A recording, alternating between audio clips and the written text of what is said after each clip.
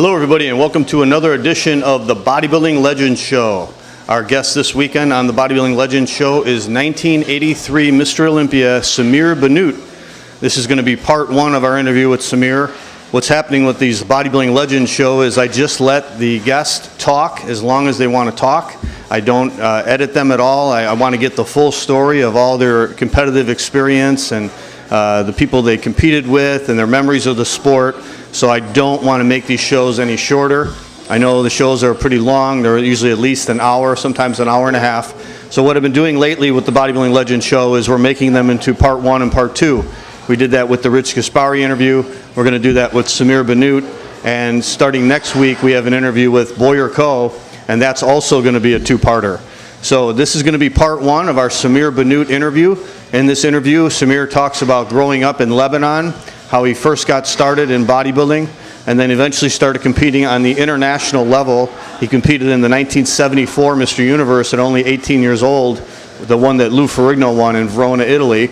And then he came to America in the late 70s, first going to Detroit, Michigan, and training at the first powerhouse gym, the original powerhouse gym in Detroit, Michigan with the Davish brothers, and then eventually going to California and meeting his idols, Arnold Schwarzenegger, Frank Zane, and training at Gold's Gym and World's Gym in the heyday of bodybuilding in the late 70s. We're going to talk about his experience competing in the Mr. Universe contest, which he won in 1979, and also competing in the infamous 1980 and 1981 Mr. Olympia contest. So that's all going to be in part one of our interview with Samir Bannout.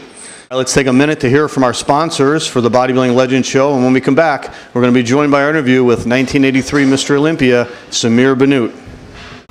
Be sure to check out NFE, No Freaking Excuses, All Natural Warrior Supplements, offering pure isolate, whey protein, essential multivitamins, thermogenic fat burners, all available at NFE.com and Southern Muscle in Brandon, Florida.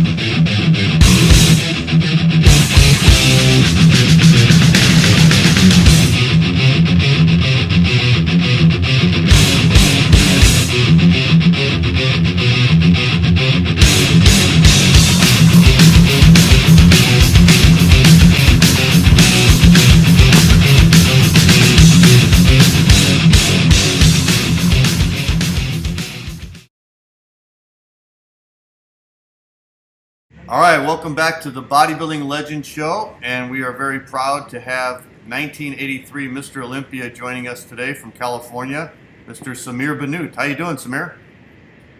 I'm great, John. Nice to see you, buddy. How's everything? Everything's great. I'm glad you're here with us on the show. You are our first, this is like our fifth show, Samir, and you're our first Mr. Olympia guest. Nice. Yeah. I'm sure you'll have them all eventually. Oh, that'd be great. All right, well, let's talk about your bodybuilding career, Samir. I know you started off, you were born in Lebanon. And what age did you start weight training, Samir? How old were you? I would say late 15, maybe early 16. Okay. Yeah. And you I was very active in school, like track and field, volleyball. I played a little soccer. It's funny, we are in a soccer store because my trainer partner has a soccer store. Mm-hmm. And so I was far away from home, so I decided we could get to do it even when I'm here. Right. And wasn't your inspiration Steve Reeves, Samir? Was Steve Reeves one of my inspirations? Yeah. Of course. He was to everybody. I mean, to me, you know, the first time really I got into the sport, I was in downtown Beirut about going to watch this movie, The Good and the Bad and the Ugly, a Clint Eastwood movie. Right. And good enough, I saw a newsstand with magazine, and so I got in there and I saw a picture of Arnold with two girls. I flipped through the magazine, and that was it. I got hooked, and Yeah. that's what I wanted to do, and I haven't left the game ever since. And that was in 1972. Okay. Now with Mike Katz and Bill Grant, and they were talking about when they started, there was hardly any place for them to go to work out. You know, they had to like work out at home with whatever they could get. You know, whatever weights they could get. So you were living in Lebanon. Where did you start working out at? Well, I was technically more like Cats and Grants, and so I would do dips. I would do what's in. I mean, back then, Muscle and Fitness magazine was Muscle Builder Power. Right. Speaking of that, Mike Cass was among the people in the magazine. It was Right. just a small world, and so yeah, I would do exercise. You know, sometimes they do certain exercises where you do like chin up and dips and so forth. So I did my own chin up bar, and I have an uncle who's only like 2 years older than me. We get those Nido can of milk powder. Uh huh. So I think he put like cement in himself, and then we put the bar. And you know, Yeah. some do thing at home, right? Right. And I have my brother-in-law was an Olympic lifter. Right behind my house, there was a gym, probably among the greatest gym ever in the history of Lebanon. But they produce so many Olympic lifters and Olympic wrestling, like Roman, like what do you call that wrestling? Like Greco. Yeah. Greco-Roman wrestling. Yeah. Yes, and so I would go to that gym, watch my brother-in-law, and watch the guy that they were like top champion. And so I started to do a deadlift. I did it the wrong way. I hurt my back. Oh, really? Yeah, and actually I was talking about that earlier today because my buddy who was training with me was afraid of doing something like bend over. I said, "Hey, dude, listen, I got my back. I got hurt from the first time I lifted the deadlift the wrong way." And so, started to go and do like Olympic lifting in the very beginning, John. Okay. So bodybuilding was in my heart, but then I got interested. Maybe like let me see if I could do 135 or up to here. And so, cleaning 135. So before you know it, I was a skinny kid. I was like more like 125 pounds. I wasn't big. I had that Bruce Lee type of body, Yeah, I remember seeing a picture of you in Muscle Mag, and they had a before and after picture, and you were really skinny when you started. Yeah, your legs were really skinny and stuff. I was. It's so funny. I had that picture here. Whenever I see these guys that want to train with me or something, when they see this, they're like, "What?" I'm like, "Yes." Yeah. You got to think. It's not like how you start; it's how you finish. Right. Now, Samir, you were always known for, you had one of the most beautiful symmetrical physiques, and I think in the history of bodybuilding. If you look at all the physiques in bodybuilding, the symmetry you had, and I mean that's pretty much God given.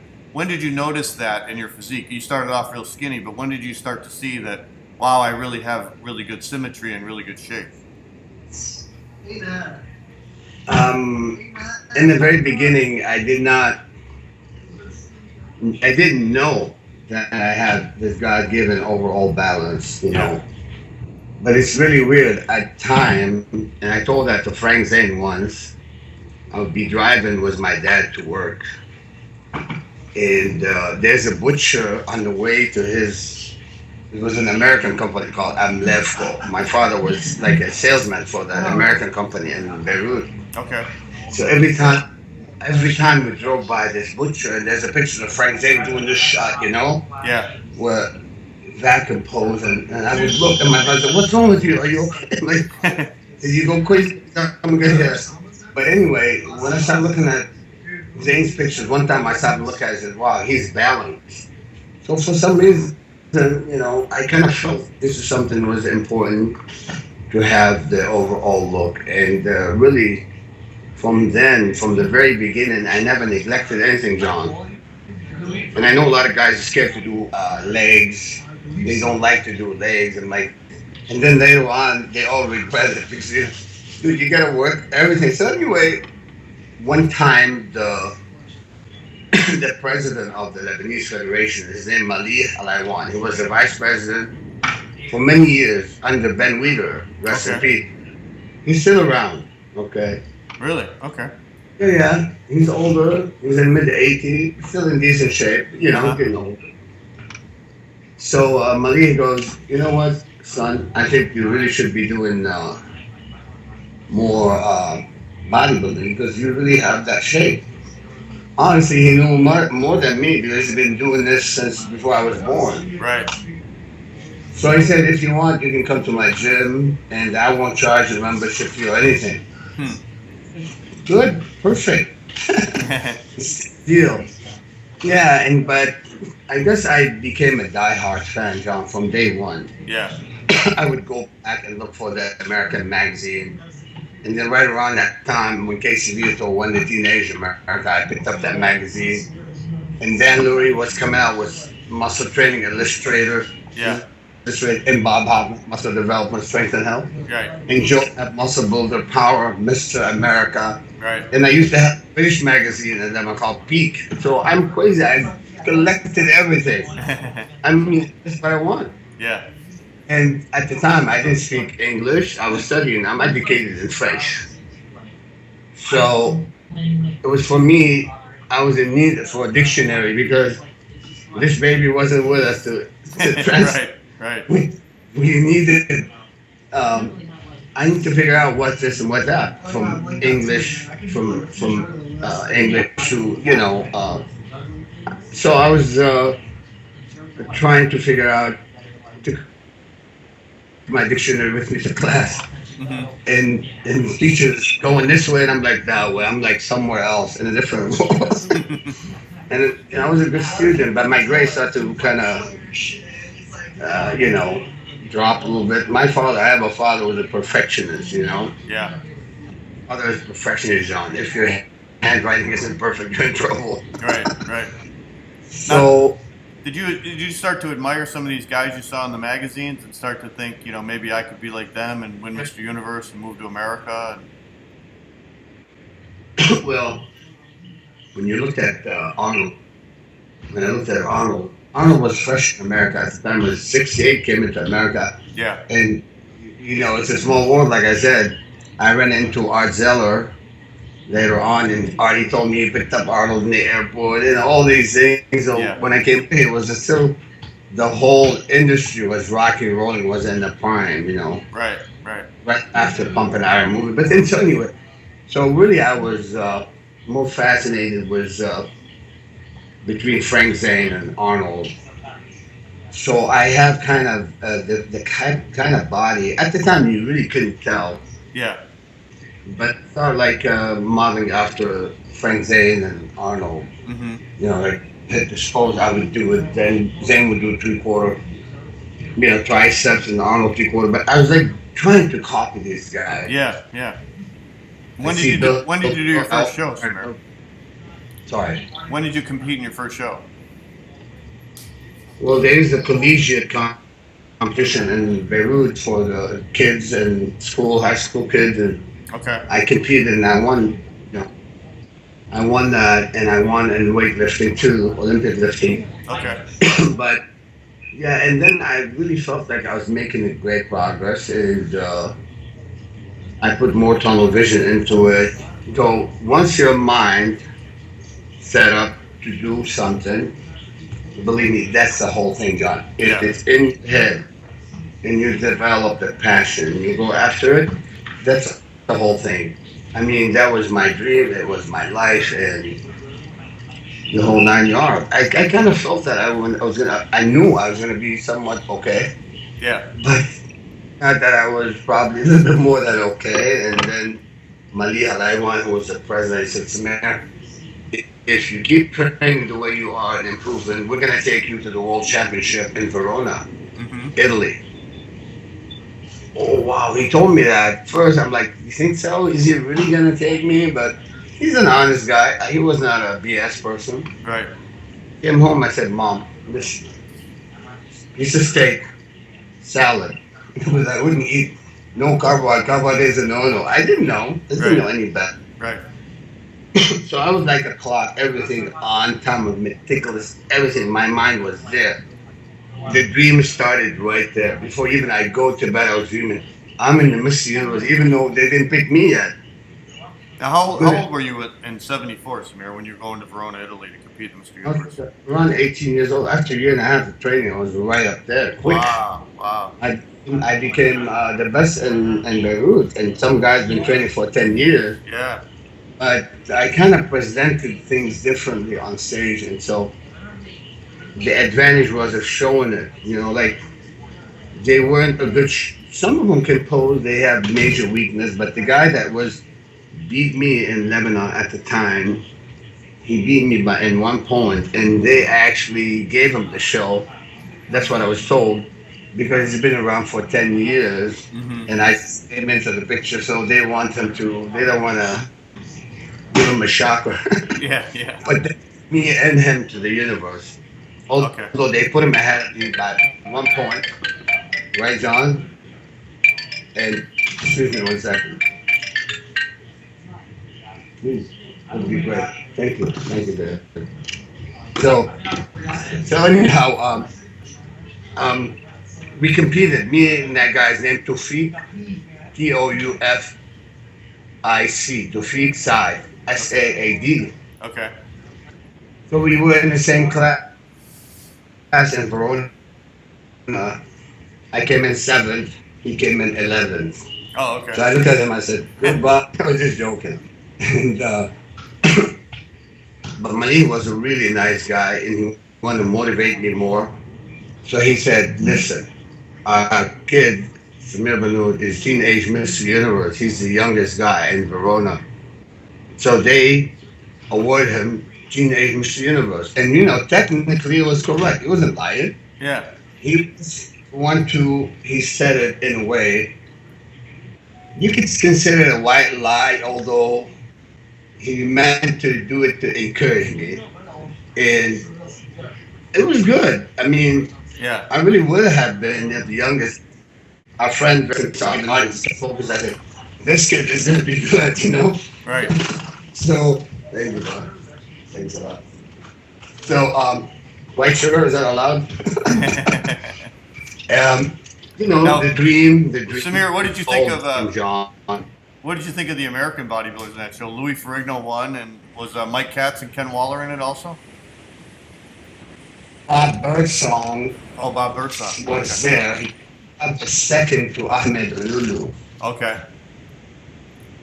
The Turkish bodybuilder Ahmed. Yeah, I remember him. You remember Ahmed Lulu is incredible. Yeah. Oh, he won the universe. Yeah. It was, but I mean, Bob Birdsong was huge, but Lulu had that shape, and he was like gnarly hard. Right. It wasn't. Yeah, and so the American team was Ferrigno was there, Ken Waller was there, Mike Katz was there. Wait a minute. Let me see. That might have been 73. Even Arnold showed up at that show, but I remember being backstage. Looked at Lou Ferrigno and said, holy shit, it looked like the Empire State Building was moving.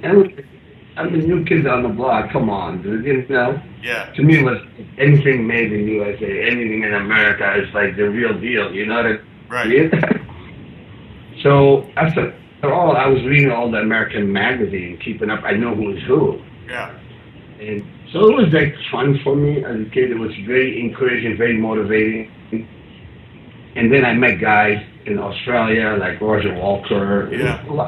Macaulay came into the show. Okay. My Serge Newbray. Uh-huh. Like, looking, I'm enjoying the action. I said, I'm in the middle of it. I think I'm going to be much more in the middle of it. But give me some time in my head, Yeah. And he showed with Pierre Vandersteen. Remember Pierre Vandersteen? Yeah, with the great abs. I didn't know better. Pierre Bendicine was like really drawn, dry. He looked in his clothes. He didn't look even he does bodybuilding, right? Yeah. I've seen pictures of him. He actually was on the cover of Muscle Builder, Yeah. and he always chiseled hard, Right. because the big guys, under the light, they disappear. Yeah. The shredded guys that will appear. Right. You know that. So it's like Ford versus Cadillac, quality versus quantity. Right. Doesn't mean anything really. It's a quality. It's Right. really. I mean, Burton was a lot bigger than Honolulu, and then Macaulay was much bigger than Pierre Van der Seen. I'm checking. Let me see how's that work? In the clothes, I would look at Van der Steen. I look at Macaulay, and I look at Bob Bridgestone. But on stage, I would only look at. Van der Steen to totally destroy everybody. Yeah. And Honolulu, he wiped up the floor with everybody. And with all due respect, Bridgestone was huge. I'm looking at him, oh my God, so big. So, you start getting knowledge in how this and how that works. Yeah, so I came home, went back home, and I said, I got to go back. I got to go to the United States. This is when I started to think about coming to the United States. So, dreaming, but I used to say dare to dream. It's really about the dream. And it really does become reality if you insist, if you can stay consistent, if you're willing to learn, always go to the drawing board and see what you need, what's lacking, and so forth. And so, things gotten better. But about this time, John, we were having a hell of a situation in my country, civil war and all this, blah, blah, blah. Please, I hate politics. I want to talk about this shit. Yeah. But it was just about the right time for me to take off. I said, I'm going to the United States. So the plan was to come to the United States. And so I went to Michigan first. I have a buddy of mine in Michigan, and really funny incident. I talked to him earlier today. The guy I lived with in 75, he called me today. Isn't that weird? It's crazy. Yeah. A really nice guy, Jamil. So anyhow, came to Michigan. I saw the level of bodybuilding. I noticed, American gym were like more,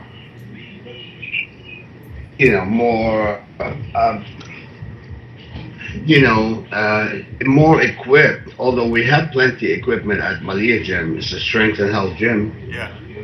Our old gym was more like Duran style, old machinery that Malia also developed. Okay. And he was pretty good. Malia was a great bodybuilder too.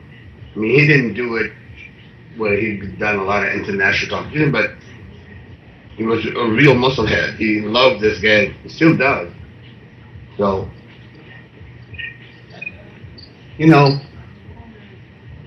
America, here I come. And so I landed in Michigan, and you are in Powerhouse. You train at Powerhouse, John. I know that. Right. So I trained in the first Powerhouse. See, before you. Yeah.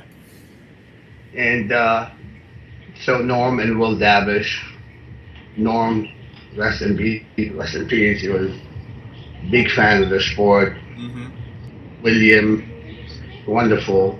And me and the Davish became like really like family. And they knew, okay, well, Samir, he came to America. His family's still back in Lebanon. So they, they were like kind of nice. And they offered me, the gym, didn't pay, whatever. But, the first 2 years I had a hard job. And so started my way, won Mr. Michigan. But the thing is, I was already competing in Mr. Universe. I was 7. Yeah. Some people didn't know the fact I competed in the universe and then competed in Mr. Michigan. Like, oh, what is this? Like, it was an amateur show anyway. Yeah. I wasn't pro. When those guys that complained, they were like huge, they were like bigger than me, like monster. Like, I said, why are you scared of me, dude? What's it? He said, no. He goes, I'm not scared of you. I said, well, good. I'm not scared of you either. But some of the guys complained, but was all good. Being a resident in Detroit, Michigan, so I have the right. No problem. What year was that, Samir? Mr. 78, Mr. Michigan. 78? Yes. Okay. Last one is the year before me. Okay. No. And what were you doing? So, what were you doing for work out there, Samir? you know, I had my way of, I'm mixing this up, but I was training everything my way, making sure my whole body is getting a balanced kind of workout because, I kept it buying every magazine. I was very meticulous about started eating even better, reading the magazine. I was more in tune with the sport and, No, I'm sorry. I mean, what were you doing for work? What were you doing for a living out there when you moved to America? I did a couple of jobs. I worked for Ford Motor Company in Wayne, Michigan. So I was doing the air conditioning and the heater on the Ford Bronco. Okay. Not a fun job, but hey, I gotta make a living. I gotta pay for the. Right. So it was a tough job. Before you know it, I won the Mr. Michigan, and so the whole assembly line would come into me, it was fun, Yeah. I want to back you up a little bit, Samir. I see in '76 you went into the universe as a middleweight, and that was the one in Canada, right? The one in Montreal, Canada. That was insane. I mean, when I went in '76, actually, I did this show for other reason, but I figured since I am there, I'm going to compete. But really, I was stupid because I was zero preparation. Okay. I wasn't prepared at all. But then I competed, and just for the love of the sport, I want to be there. I want to see the action and stuff. So yeah, that shouldn't be counted. But then I came to United States from Montreal. I came into Detroit, and and met my buddies and stuff like that. And so, what did you think about when you went into that '76 universe? What did you think of some of the guys in there? Like, McAway looked great that year, and Danny Padilla, and Mike Menser, and Robbie Robinson. Correct. I thought David Padilla was fantastic. McAway was ripped, and Robbie was in the show. Mike Menser was in the show. Yeah. I was really inspired. Mike Menser was in really good shape. Was in his prime, and I had like that sad feeling because I didn't do my homework. So I'm like, I should have been there just as an attendance. I shouldn't have been really answering the show. Right. I mean, hey, if you don't prepare for a show, I don't care who you are. You're just not gonna cut it. You're not gonna do well. So after that show, you moved to Michigan then, and you started training seriously. I moved to Michigan, and I started to get really into it.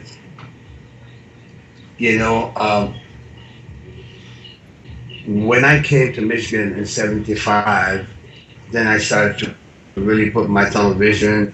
1976, I went to Mr. International in Columbus, Ohio. Yeah. In '77, I should have won Mr. International, to be quite honest with you. I'm sorry, I take that back. '78, I should have won the International, according to Joe Gold, rest in peace, because I lost to Roger Keller. I lost my division to Roger, who was a friend of mine. I saw you I was there in '77. I was 14 years old, and I went out there and saw it. And I saw you lose to Walter Bubenacek, right? And I thought you could have beat him because you had much better shape.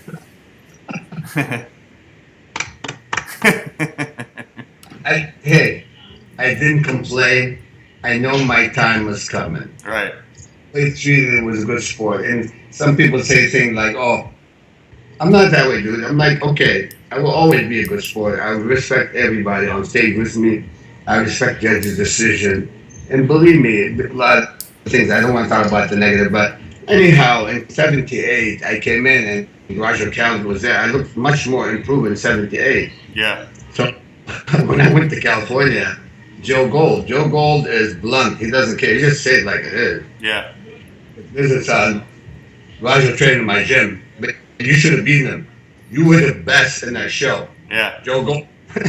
He said, you have a lifetime membership in my gym. You are always welcome. Really? No kidding. Yeah. So I was like, oh, wow, I'm lucky. If Joe Gold likes it, that means that's really good.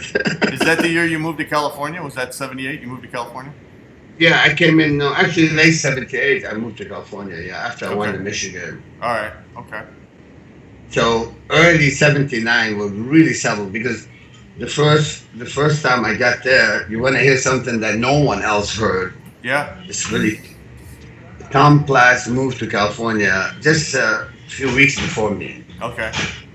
And then I was supposed to compete with Tom Platz in Acapulco, right? Yeah, in the universe. And listen, I was prepared. Oh my God, I was in shape. And I think my buddy Tom Platz would have a rough time. I'm sorry, but that's the truth. Yeah. And Danny Padilla will tell you. So when I got to Santa Monica, I saw Tom. I said, Tom, and Tom said, stay with me tonight. No problem. I said, okay, Tom, I'll stay with you.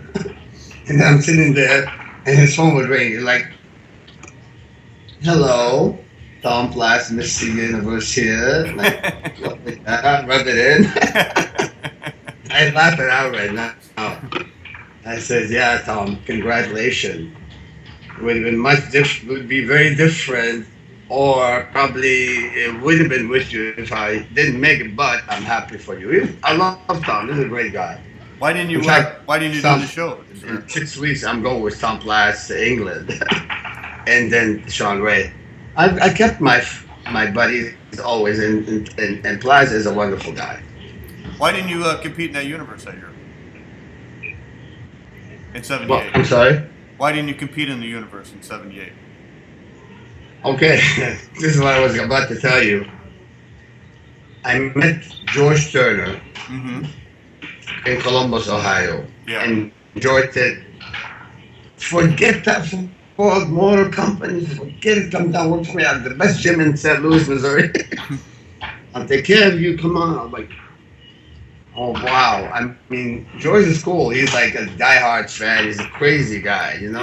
Yeah. I said, okay. I had my girlfriend and stuff, and he said, bring her up. I have a place for you, and we'll have so much fun. We'll train. So I said, okay.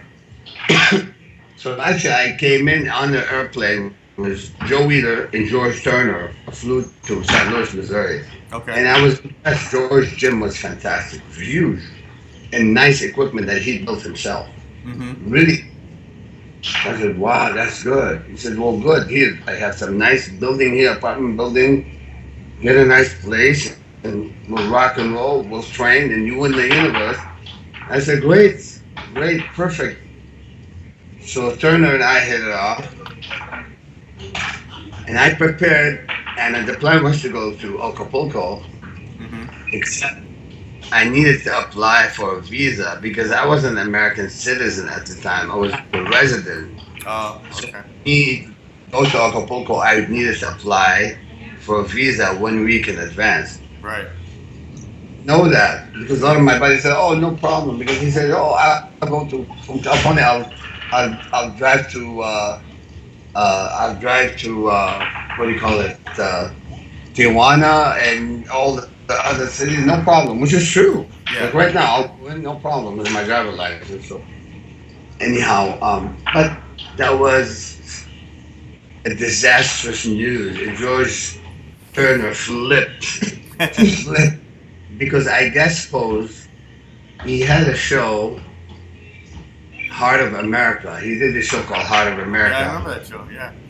And Danny Padilla guest posed, so he made me guest pose with Danny Padilla. Okay. and I was in shape. I'll tell you what, I was in shape, 100%.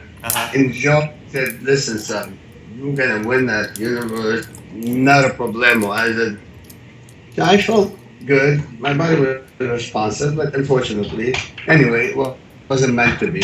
And I'm happy. My buddy Tom Platz, who was really one of the nicest in the sport.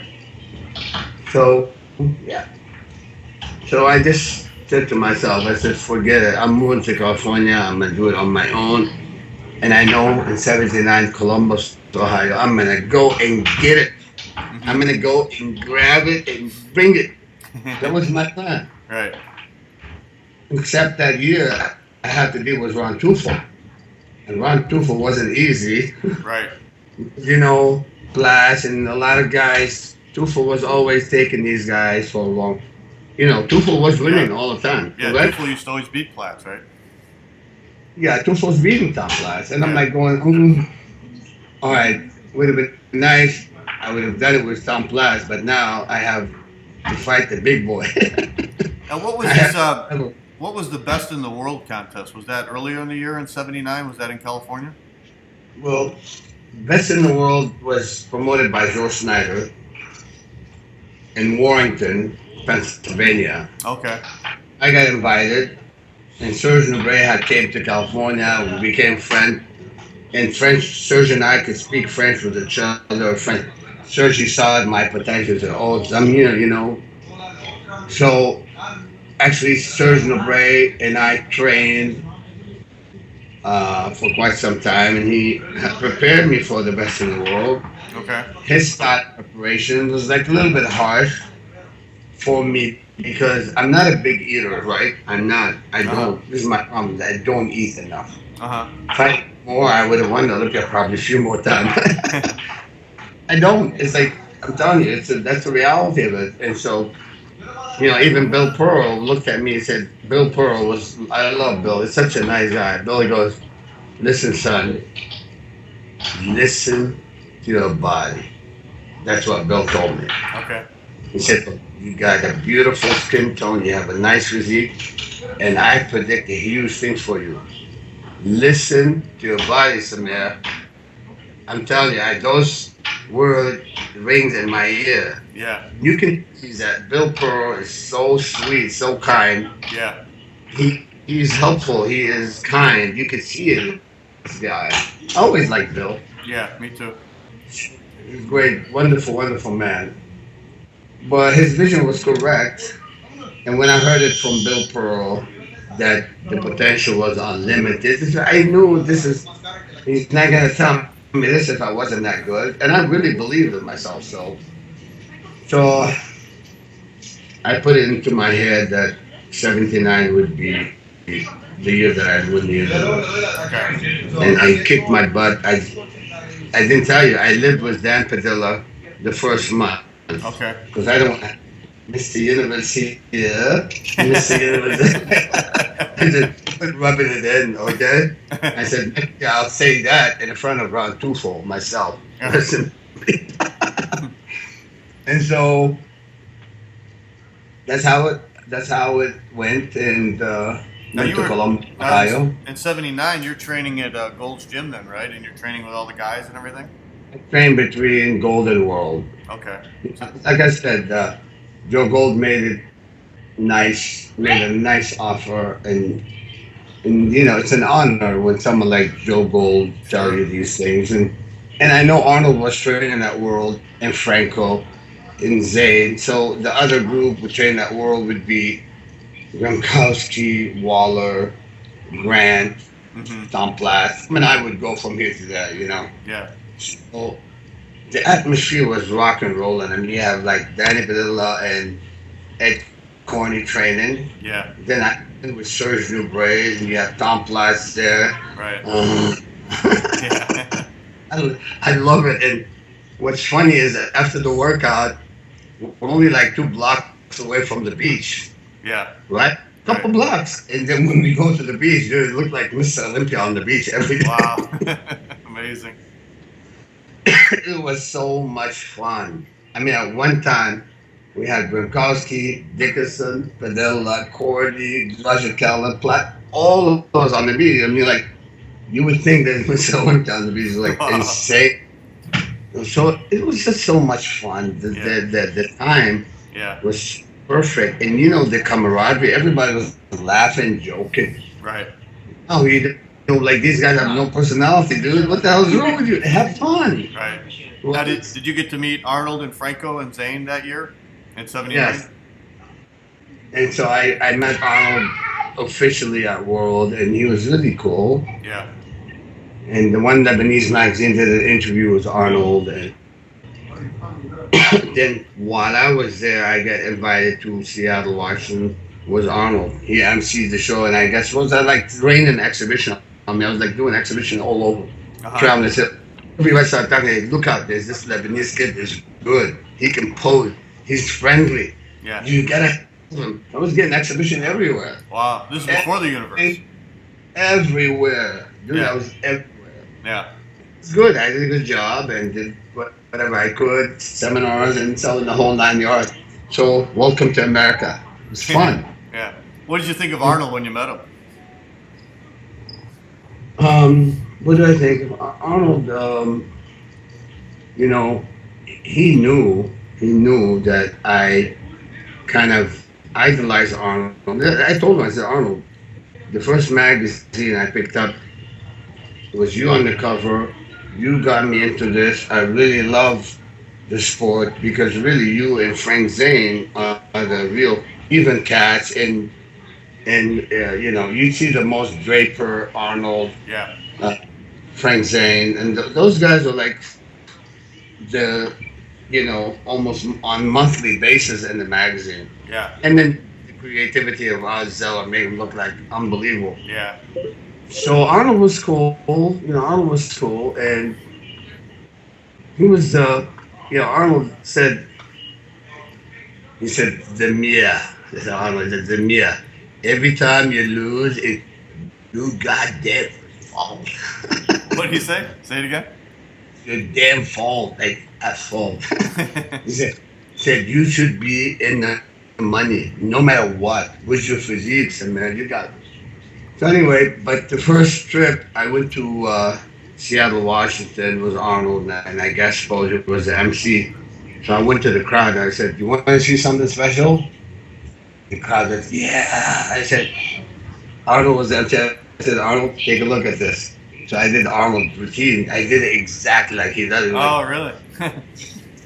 He said, "Holy shit!" He said, "That's the only one guy he could actually do my routine and make me happy. He does it right." Right. Every pose, like Arnold. Oh my God, it was great. Yeah, you had the 3/4 back pose down perfect, Samir. Yeah, I do the core. I do just about every Arnold pose. Yeah. Right. And then I'm like, "Go, Arnold! You can't do this. You don't have the banana split." Arnold never did that with his arm. Right. Arnold liked to do these side poses with his arm. You know what I mean? Yeah. Yeah, but being in the gym around Arnold gives you more that incentive of becoming better because you know he won all these titles and he was the king of the sport at the time. Right. This was in Chicago, but in California you got Jeff Arnold, Zane was there, Franco. But Arnold, what I like about Arnold was always a happy camper. Yeah. He was a happy camper. He was training, but he was having fun. Yeah. You know, some people take things too seriously. Right. You can stay focused, but it's okay. Hey, what's up? You can have a little laugh. Right. It doesn't mean you lose your tunnel vision. Right. You keep your tunnel vision, but you can always, with a little extra smile and laugh that I do with Mike Christian, we always laugh and tease. Right. But we're getting pumped up. So you got to rock and roll, have a good time. Right. Being bored by the come on, dude, have fun. And like with Mike Christian, I love Mike. Mike and I got along great, even though we like pick on each other, but we do it to play. Yeah. So I saw Mike and I saw him in Vegas. I was so happy to see him because he really have a good heart, clean heart. Yeah. And I like people like that. Good sport. So let's talk about that universe then. In '79, you go there and you look great, and it's between you and Ron Tufel. Did you have any doubts about winning that show, or did you think Ron might have been a little bit more ripped? You know what? I'll be honest with you. Ron Tufel was a little more ripped. Yeah. Listen, with this guy here, you're gonna hear it. Whether it's like with me or against me, I'm gonna say it. Yeah. It's history. I won. What was he? He had more. He was more, really, actually more defined, more ready. Yeah. But I think I overdid it a little bit. I tried too hard, but I have the mass and I have the balance, and that's what really counteract his. Because here, look, what he had over me, he had deeper abdominal. Yeah. You're not gonna mess around with Stu on that. Right. Yeah, we were like gnarly concrete. Yeah. But I knew how to fight the war. He'll do it like this, and I'm like, open up and show beauty. Yeah. Right? Yeah. So the psychological effect on the judges, he's more ripped. I would do this. He can't do this. I show him something different. Right. I'm like, he's got a nice balance. And, look at this. The poses. I had 3/4 back shot. He can't do it. Right. I tried to take the intention of his just shredded abs. Rest in peace. He was awesome. Yeah. I mean, no wonder he was beating these guys. He beat Tom quite a bit. And Yeah. Tom, very good bodybuilder, but again, Tussle to win for many years. He was winning just on pure gnarly looking physique always, right? You see him, Oh yeah. Well, I was at that show in '79 too, and I thought you should have won because like you said, you had better shape, better symmetry. I thought it was the right call. I think you deserved it. In my opinion, if you look at physique, I had him. Yeah. If you look at balance, I had him. If you look at this, who has a little bit more hardness and everything, he had me there. Right. Okay, and so you gotta back then too. We all looked up at Zane and Reeves and Beauty. That was still in the picture. Yeah, you're right. No? You're right. You weren't like just looking at the, if you were shredded like Pierre Van der Steen with balance, it would be hard to. I'll tell you what. When I saw Pierre Van der Steen, I had a complex. I'm like, what? He's so ripped, dude. This guy was made of concrete. He was like onion skin deep. I mean, he was like 1% body fat. I don't know, it was like below 1%. It was like, the guy looked like a guy. And ripped. I'm telling you, Macau was big. Van der Steen take a shot. You don't want to look at Macau. Wow. Just yeah. So, you learn and you know how to fight the war. The war won by balance, harmony, and presentation. You ripped, you balance, you show it, you win. Right. And that's the same approach I took for the 83 Olympia. Right. I want to rip to hell. Whoever's going to come in is going to have a hard time putting up with my balance. And so my assessment was correct. Because, I was looking at Zane. How Zane is beating these guys. He's 180, 185 pounds. Robbie is like 225. Mentions huge, but then what Robbie was like, Frank was like. And I'll tell you the truth. I know you're a hardcore show here. I'm telling you as a hardcore champion yourself. Backstage, I'm looking at the contestant. Look at Robbie. Robbie was huge. You look at Mansur Beef. Frank, he looks really good, but you're not like, your eyes will go to Robbie and Mansur because of Beef. Yeah. I'll give you my word. When I walk out and sit behind the judges and look, Frank Zane kills them all. Yeah. I mean, so I learned this trick. I said, when I go to Munich, I'm going to be a bigger version of Frank Zane. Guess what? Frank was in the show. Right. So I met him with his same kind of strategy that he applied on others. Right. I can't tell you how I was just so honored to be with Frank because I learned a lot from Frank as a master. Yeah. One of the best bodybuilders ever. Yeah. I still see Frank every now and then. I go visit him at home. Uh-huh. Frank is wonderful. He's generous. You open up and tell me something. You learn a lot from Frank. Yeah, he's very, very wise, very wise. Let's talk about let's talk about 1980 then, Samir. That was your first year as a pro, and you competed in quite a few shows. And they had the Grand Prix shows back then, right? Where they had every month they had shows, and Chris Dickerson was doing really well, and Casey Viador, right? True. I think Dickerson had a major advantage. He's got a good trainer. His name Bill Pearl. Right. And these guys have the mastery how to. Plus, when Chris Dickerson stand on the stage, he had the mastery. He was a master. He knew how to move. From his face to every move he made, it was professional. You don't see that today. Yeah. I'm sorry. I don't see that. I'm not really. I rather look at physique like Dickerson right now, all day long. See the way, even the only guys, some of the guys that could really move and elegant, like Sean Ray, he could move, look elegant. Yeah. But you know what, John? I'm sick and tired of this shit. Right. You know, this is a performing art, guys. You don't go up there trying to kill. You're not trying to scare a bear. Right.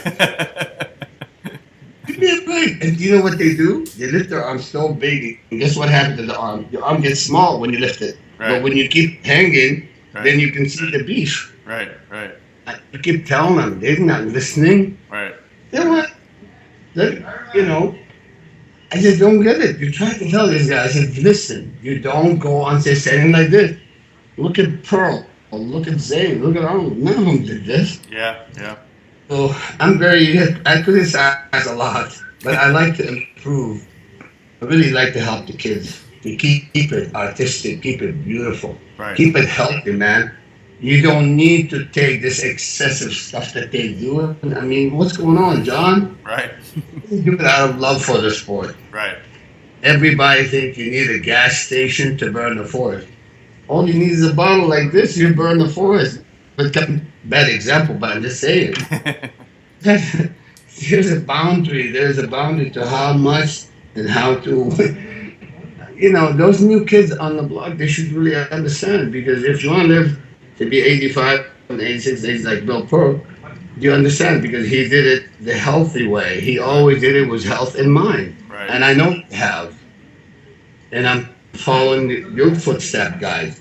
I'm following your footsteps of doing, being careful about my health, and do whatever I can do. You know, even my guys that train with me, I make sure everything done in a proper way. Right. You know. Right. So. Let's talk about the that 1980 Mr. Olympia, because that's still today, Samir, is probably the most controversial, one of the most controversial Mr. Olympias ever. So you go down to Australia to compete in that show. You didn't know that Arnold was competing in that, right? When you went down there. No, I didn't know. I knew he was competing. Oh, you did? Because I was training along his side. I was training at World Gym, and I knew Arnold was going to compete. Okay. And he, in fact, listen, I'm being honest. I don't care. You know, if it's Arnold, I'll tell you. If not, I'll tell you. But Arnold prepared, and he looked really good 1 month before the show. I'm watching him. He looked really good. I felt like, wow. Really? Arnold, no, I'm not kidding. He was better. But what these guys don't understand, and Arnold, his own word told me, he had a major rotator cuff. Okay. It's a major problem. And he injected cortisone. Yeah. Because you really can't do much unless you take cortisone, isn't that? Yeah. You know. So evidently, according to Arnold, it did backfire, and it made him take tons of water. Yeah. So that's the complications that Arnold had, and really, I wasn't impressed with Arnold backstage in Sydney. Hey, let me Because I know you asked me this question. Yeah, I asked you before. I know. Let me ask you about that. The meeting of the day of the show when Arnold shows up and everybody realizes now he's competing, and there was a big argument between Arnold and Boyer Coe, and then Arnold and Mike Menser. And is it true that Mike Menser and Arnold almost went at it? Yes. What happened there? You see, Arnold, in my opinion, now getting to know him, he had a strategy, because somebody pulled that strategy on me too, but that's another story. Arnold would do whatever it takes to mess up other contestants. You know what? Why not? More power to him. Right. He's not putting the gun in their hair or anything. He's just like, Yeah. they were complaining about one class or two classes, and then Arnold told Mike, I said, "Why are you afraid? You this and that. Look at you. You let your belly hang." And so told that to Mike, in the way he said that got Mike really pissed off, and so he knew how to get under the skin for the fact he wasn't really want to hurt him, but the verbal insults kind of get their adrenaline flowing, and so Arnold is sitting there right here. Ken Waller. I was sitting next to Waller, and then Casey. So his best defense was nearby. So. So what did Mike Menser do? Menser went up to him and was pointing his finger at him, or what happened? Yeah, Mike moved in like a raging bull. Really? Wow. So it looked like there was gonna be a fight. Arnold got up, and then boom! Before you know it, we all stopped. Oh, really? Arnold got up? Yeah, Arnold was sitting in a, just I think it was like a box. It wasn't even a chair, but yeah. He got up, but Mike started. Mike came in angry, and then we intercepted him in time. Wow. And then come Ben, we either Oscar Fade, Bill Pro were there, boy, so yeah, calm him down. And I guess Arnold, he got what he wanted out of it, to get everybody angry, get them all worked out. Right. He wasn't really ready, so you might as well let the other guy look bad. Hey, So what did Arnold say to you? I saw that picture where he's like sort of slapping your hand in the backstage. What was he saying to you? he says, "I don't know what these guys like complaining like babies and right. I mean, what the hell's wrong with these guys? You don't have fun? Give me 5." They're like, give them 5 because I knew I was going to compete with my idol. Yeah. And I'm going to, no matter what, I wasn't going to fight with Arnold. I'm there having fun. My first Mr. Olympia. Oh, he said that. He said that after all the fighting after Menser came after him. No, it was only like a couple minute thing and stopped. Oh, okay. Yeah, it stopped, and there was an intense atmosphere for sure. And then everybody gone his separate way, and then there was a prejudging later. Yeah. And but I looked at Arnold when he took his shirt off. I was really like, what? It's not the same guy I saw in Santa Monica. Yeah. He was Wow. really, he was depleted. And he had a layer. See, when you deplete, when you not as full and you have subcutaneous fluid, because hormonal fluid is much worse than sodium fluid. Right. You have hormonal fluid that comes in like a sticky, like a glue, that caused by cortisol or by aldosterone. Right. But the sodium fluid is different. Believe me, not everybody have the eyes for that. Huh. Okay. Because I had an issue. When I have sodium, no problem. You can still see there. But the water that's secreted from the hormone aldosterone and cortisol is like different kind of. Yeah. I had to study that for a couple of years because I had a hell of a problem myself from trying too hard, watching my sodium too early. Oh my God. And everybody make it so complicated. You know what? Water is the easiest thing to get rid of, man. It's the easiest thing in the world. Seriously. It's the easiest. It's so simple. But I made it complicated. I mean, watching my sodium way too early, go lay out in the sun for too long. Yeah. Even Frank Samir, you tried too hard. But tell me how is that? You wouldn't. Nobody wants to tell me everything, because they know this guy, when he's ready, he's going to take our check. Yeah, right. So I think I was capable of doing that. Yeah. But they delayed me for a couple of years, John. Right. And so I'm crazy as you could imagine. I would go to UCLA and start reading about the cause of fluid retention to your adrenal cortex, whether it's a hormonal related fluid or whether it's sodium, excessive sodium. There is many things that you have to understand to uh, to solve these issues, which is really not that complicated. Yeah, yeah. Some people make it too complicated, and I did. Was one of them that made it complicated, and I did in Columbus, Ohio, because had I dropped a little bit water, I would have been even more ripped than too full. Yeah. But that was one of the reasons. So it was building up on in me. I learned my body well because 1982. This is the time when I really figured it out completely. Let's go back to 1980, Samir. When the prejudging started, and they're calling out Chris Dickerson, they're calling out Mike Menser, Boyer Coe, Roger Walker, and then they call out Arnold. How did you think it was all going to play out? Did you think Arnold was going to win, or did you think someone else was going to win? What did you think was going to happen? Honestly, I didn't see Arnold winning. I didn't. Okay. I actually, that's the most. Dickerson looked gnarly. Menser, Boyer looked good, but I think Boyer had a certain region needed to be better, in my opinion. But he was hard. Uh-huh. I thought Dickerson, Mike Menser, and actually all the other guys, Frank Zane, Yeah. they were really all ahead of Arnold. Yeah. Yeah. Okay. That's I mean, interesting. It's interesting you say that because, like people who weren't there and now, 35 years later, they're looking at the pictures, they're looking at the video, and they think, oh, I think Arnold should have won.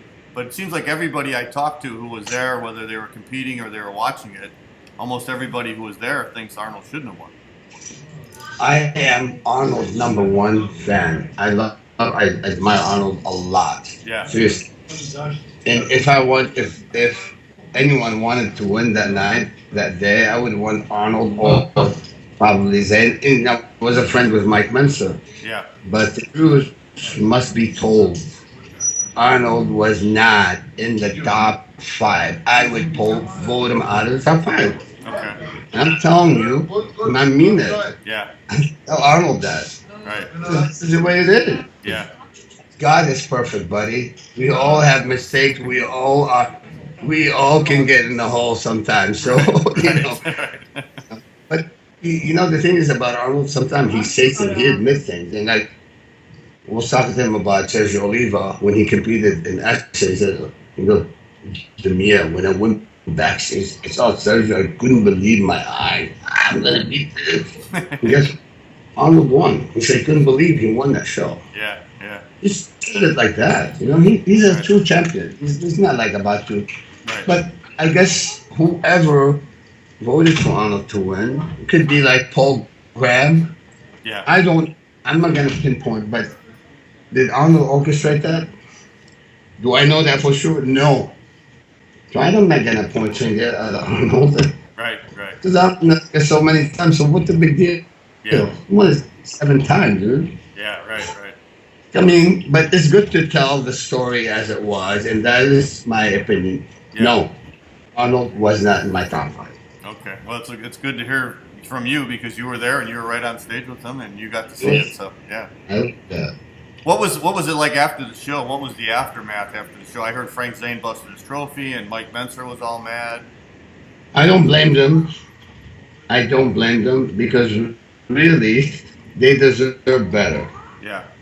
And I mean, I was going to break my trophy, but I mean, the guys busted their ass to get in that kind of condition. Yeah. Feel like the guy, like Arnold, because Arnold is the Terminator, Arnold is a movie star, Arnold is everything. And so, you know what? You come here and then you walk away with a trophy, right. with our title. So it was hard for them to accept it. Yeah, yeah. It was neutral. I was like, oh, well, it happened. Right. And I witnessed one of the craziest things ever in the history of the sport Right. from my first show, And so, hey, 1982, they did it to me. Right, right. in 1982, I was in really perfect winning condition. I end up in fourth place. How? You talk to a guy like Peter McGough, and Peter, he doesn't give a shit. He'll tell you like it is. Right. Peter, there's no way somebody he shouldn't have won. Right. But you know what? Didn't make a big deal out of it. I left the audience and I screamed so loud, John. I said, "I'll be back next year." I'm like, Oh, really? yeah, I screamed it loud. I took my trophy and, Yeah. you know, and then we know who caused this to happen. One judge, he gave me eighth or ninth place on symmetry. Unbelievable. Think about it. I mean, what the hell? I mean, Ray Charles wouldn't have done that. Right, right. And then the following year, he admit him, like, you go, "Oh, I'm sorry, I made a mistake." Yeah. I said, "Oh, you should work for the U.S. government and be an accountant." He was like, "Dude, there's only 20 guys. What's wrong with you?" So, Yeah, I want and to he asked know. me, he said, "Okay, if I judge?" And I said, "Is it okay?" Oh my God. You know what? I forgave him. Guess what? He voted me second. And I should have, the guy was really? bad. Yeah. Was bad. You know? Let's talk about 81 too, because right after the 1980 Olympia, 81 was also very controversial. Franco won, and he beat out Danny Padilla, who was ripped, and he beat out Tom Platz, who looked amazing, and he beat out Roy Callender, who looked really good. And you were in that show also.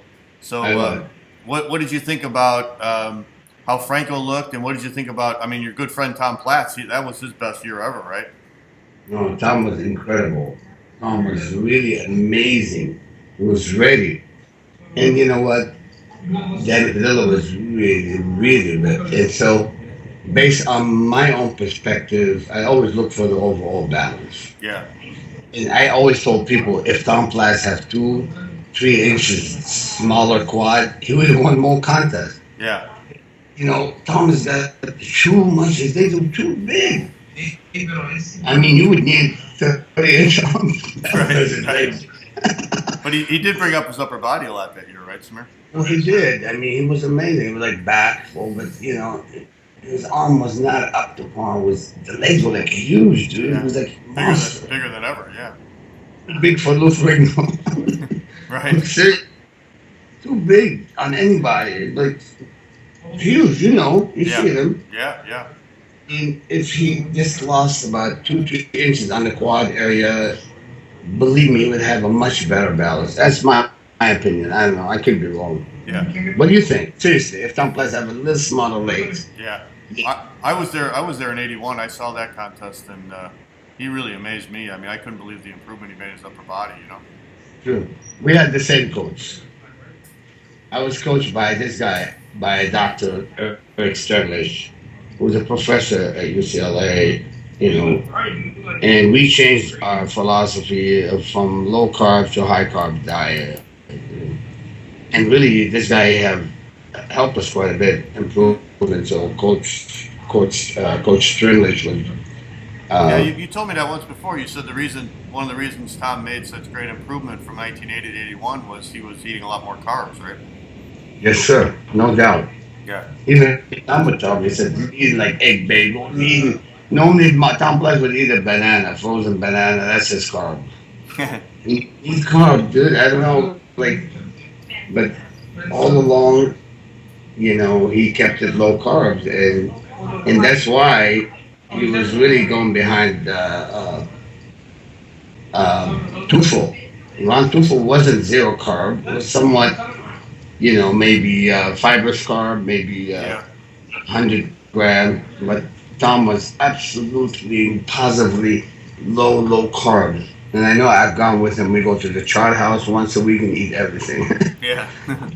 So, I mean, you know, I don't think anybody should really go under 200 gram of carb a day. 200 is too low. Right. 100 is too low. Tom was getting about 20 back then. Wow, crazy. Oh, good. Seriously. Yeah. So what did you think about that 81 Olympia, Samir? You were there, and what did you think about the whole outcome? I was backstage and I looked, and honestly, I'd gone Tom Platz first. I'm sorry. I'd gone Dan Padilla first, and really close second, Tom. Close second. Okay. and then Chris Dickerson. These are my top three. Okay. Chris was polished, looked good, as always, professional. Then Calendar, and then Franco. who cares? Yeah. They only remember the top three. They Yeah. actually only remember the number one. Right. What's sad? I mean, Tom or Danny would have been worthy of that. Franco was off. Yeah. Off. But The I want leg to was interesting. talk about you too, because I remember you came out that night and you weren't in peak condition, but you had an amazing posing routine because you did this posing routine to this music, and the music went like it was like a ding ding or something, right? And you every time you did that, you hit a pose, and the crowd went crazy when they saw that pose. Yeah, I picked up that routine from the Rush band, the Canadian band Rush. Uh-huh. I think it was, can't think of the name right now, but actually Chicago Bull took that music. I set it up from the middle, and it was so good, and I catch all these beats. Right. And a year later, Chicago Bull was using that music. Oh, really?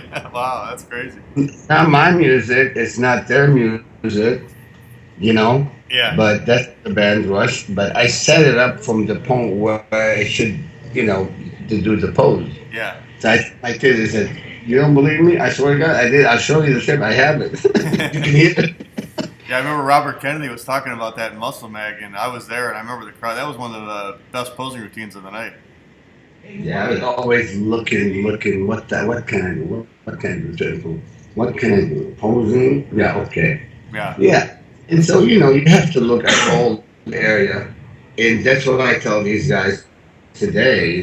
It's not about how big you are. You gotta be a master on stage. You gotta, you gotta display like a champion. Right. That took the kind of looks. Nobody does it, man. None of the greats did this kind of posing. Right. What's wrong with these guys? I don't know. It's a lost art now. I look at your pictures, even old school type of posing. I like them all. Don't get anything awkward. Right. That's the way it is. And do something about it, guys. Do something about it. Yeah. And I got it all started. Not only that, John, this is the funny part, is they open the arms too big and they let the stomach hang down. Mm-hmm. Oh my God. What's going on? What's happening? This is crazy, What happened to the beauty of the physique, right? I'm helping this guy right now. And then I saw him. He hit a pose like this. And I said, "Don't you dare lift those arms too high." And he took the picture. And I said, "Don't you dare do that, okay? Not when in front of me. Do not." I said, "Do not." And you gotta see this. Look at this. He was opening his arm right here. Yeah. I said, no. I go I said, "That's better." I said, "Don't do that." I said it with me. That's Sam. Right. That's Sam's soul. We're in here. So let's I talk. said, "What do you do? We have to do things right. We're professional. We don't want to do any Mickey Mouse stuff." Right. I'm on old school, man. Right. Right, old school. So let's go back to the 82 Olympia then, Samir. That was the one in London, and Chris Dickerson won, and I believe Frank Zane was second, but that was the year where you finally really, really nailed your condition after years of, like Arnold said, you got the symmetry, you got the shape. I mean, everybody in bodybuilding believed that. Everybody said you had the shape, the symmetry, you had the most beautiful physique, but you could never nail your conditioning, and in 82 you finally did it. Well, like I said to you earlier, I always went to the bulletin board and checked, adjusted, did modification, and what have I done different? Why did I dry up? Why did things change all of a sudden? Yeah. Because, like I said, you go to the drawing board, you find out what's needed, and you add, and all of a sudden, it just, boom, it happened. Yeah. And, at 186 in Wembley in England, I could have won. Wow, 186 pounds. 186. So I came into Germany, I was 196, and it was this is it. That was it. I mean, I had Frank there with me, Lee Haney there with me, Bertha Fox, and those guys are not walking the park. No. But when you do your due diligence and you do it right, Right. I don't see why not. You know, John. John, you know that. You've been around all the greats from Right. Bill Burr on that. So Right. you and I understand each other, you know? Right. We're from the same kind of school, too. Right, we are. All right, thank you very much for joining us for another edition of the Bodybuilding Legends Show. I want to thank Samir Bannout for a great interview. We'll have part 2 coming up very shortly, probably in the next couple of weeks. And next week, like I said, we're going to be joined by Boyer Coe, one of the true legends in the sport of bodybuilding, 4-time Mr. Universe, one of the best pro bodybuilders in the 1980s. We're going to have part 1 of our interview with Boyer Coe coming up next week. So we'll see you guys then. Take care.